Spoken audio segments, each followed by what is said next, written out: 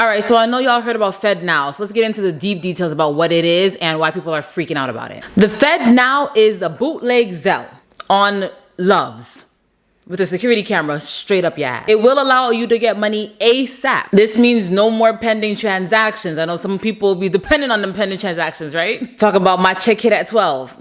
You ain't gonna be able to do that, sweetheart. That would also mean that you don't have to wait to cash a check, right? The minute you cash that check, boom, funds immediately available. It also runs 24/7. So if you're supposed to get money on a Saturday, you're gonna get paid on that Saturday. So right now, we sounding good, right? So like, what's the catch? People are talking about CBDC, and I don't think we're there yet. There's kind of like 5 points of panic, right? And we're only at point 1 in my opinion. But let's get into the problems first, which is it pushes out private competition. We already have Cash App, Venmo, PayPal. Like, y'all are late, matter of fact, right? Like, we're okay. And obviously, if the Fed is giving you this money quickly and for free, that directly rivals someone like Cash App, where you have to pay a certain percentage to get your money immediately, which means it's going to pull people out of that market, right? And into the FedNow, which means more power for the government. And now the Federal Reserve can see your private transactions. So it's a step in the right or wrong direction, however you see it, to being fully digital and having everything trackable, which leads into the third problem, which is what everybody's talking about. It could lead to supervision and tyranny. You know, they're having total control over our money, and they could cut you off the system if they want to,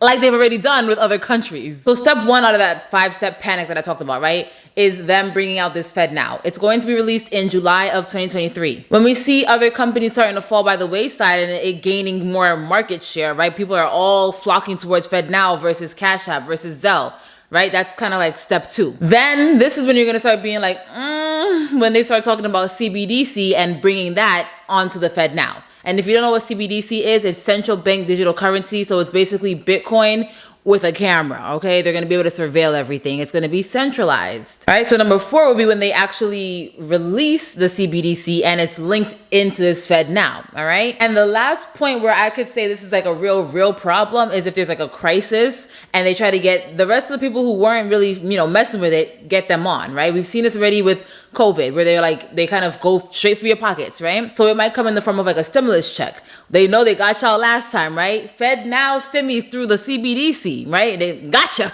And if you look at this executive order straight from Biden, the United States should ensure that safeguards are in place for digital assets and shield against unlawful surveillance, okay? So there is some sort of surveillance that's lawful, which I didn't know, right? I don't care if it's lawful, awful, waffle. I don't want to be surveilled by nobody. I don't care what state you reppin', what country you reppin', all right? Don't surveil me. And if you read further in that executive order, they're also talking about financial inclusion and equity. To me, that means we can give you some stimulus checks so everybody can feel financially, equitable. They also have a clause in there about financial stability and systemic risk. So to me, that means they can control the economy faster. So right now, they basically try to control bonds, right? But now they can control you directly. Instead of saying, hey, we're going to just make it more expensive to get into debt, they're going to just make it more expensive for you to just live everyday life, right? They might say something like, if they want you to spend money, they might say, hey, spend this money today because tomorrow we're going to start charging 2%, for every dollar you spend or something like this, right? That's what people are really afraid of, but we're not there yet. This is why people are talking about getting into other assets like cryptocurrency, obviously that